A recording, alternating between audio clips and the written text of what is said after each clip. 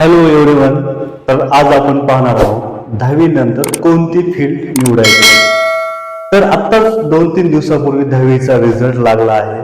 तर रिझल्ट नुसार तुम्हाला आता ऍडमिशन घ्यायची आहे. तर आपल्याकडे काय पद्धत आहे की पर्सेंटेज नुसार ठरवलं जातं की कोणत्या फील्डमध्ये ऍडमिशन करायची.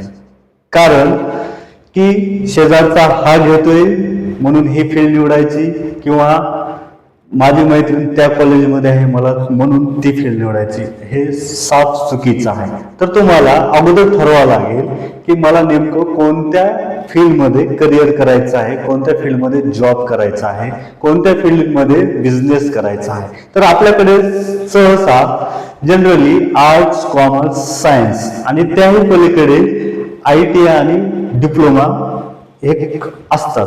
तर याच्यामध्ये तुम्हाला आर्ट्स मध्ये जर जायचं असेल, ते विद्यार्थी काय करतात, स्पर्धा परीक्षेचा तयारी करण्यासाठी आर्ट्स घेतात आणि तो सिलेबस आहे म्हणून ते आर्ट्स घेतात, ते सर्वांनाच माहिती आहे. कॉमर्स मध्ये बँक मध्ये नोकरी मिळवण्यासाठी आणि सायन्स मध्ये मेडिकल किंवा इंजिनिअरिंगला जाण्यासाठी हे कॉमन झालेलं आहे. पण तुम्हाला जर लवकर जॉब मिळवायचा असेल, लवकर बिझनेस करायचा असेल, तर काही विद्यार्थी ITI करतात. ITI मध्ये खूप सारे ट्रेड आहेत, त्या ट्रेडनुसार ऍडमिशन मिळवतात.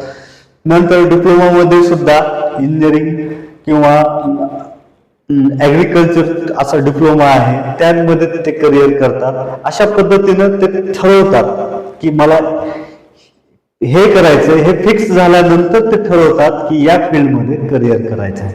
तर आपल्याकडे काय केलं जातं की पर्सेंटेज नुसार ऍडमिशन घेतलं जातं. समजा 10वीला पर्सेंटेज 80% अबोव आहे, तर त्याला सहज म्हणतात की तू सायन्स घे.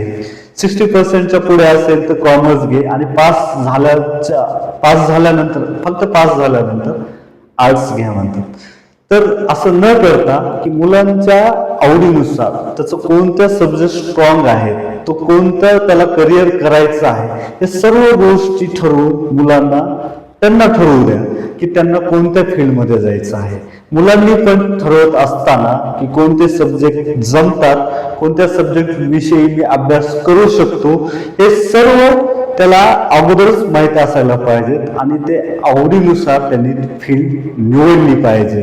कारण तुम्ही जर आत्ता बनवून मित्रांचं किंवा मैत्रिणींचं बघून जर फील्ड ठरवली आणि त्यामध्ये जर तुम्हाला पुढे चालून जर इंटरेस्ट किंवा आवड निर्माण नाही झाली आणि तुम्ही जर अभ्यास नाही केला, तर तुम्ही असंच भरकटत जाणार आहात. त्यासाठी तुम्ही आत्ताच जस्ट रिझल्ट लागला आहे, आणखी 7-8 दिवस घ्या आणि त्या 7-8 दिवसामध्ये शांतपणे विचार करा की मला कोणत्या फील्डमध्ये करिअर करायचं आहे.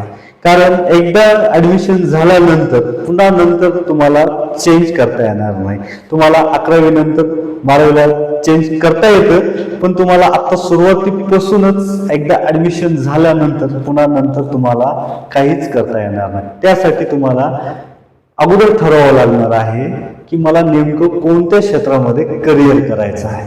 तर तुम्ही सहज आता सांगितल्याप्रमाणे की तुम्हाला जर फिक्स ठरवावं लागेल की स्पर्धा परीक्षा आर्ट्स, बँकेमध्ये कॉमर्स घ्यावं लागेल, तर तुम्हाला डॉक्टर आणि इंजिनियर किंवा MSc किंवा एखादं सायन्सची किंवा प्राध्यापक व्हायचं असेल चांगल्या कॉलेजमध्ये, तर तुम्हाला सायन्स घ्यावं लागणार आहे. आणि प्रत्येक फील्डमध्ये तुम्हाला त्या पोस्टमध्ये तुम्हाला करिअर करावं लागणार आहे. त्यासाठी तुम्हाला अगोदर ठरवावं लागणार आहे आणि ठरवल्यानंतर तुम्हाला त्या कोर्समध्ये अभ्यास करायचा आहे. अशा पद्धतीनं तुम्ही ठरवून घ्या की नेमकं मला कोणत्या फील्डमध्ये ऍडमिशन करायचे आहे.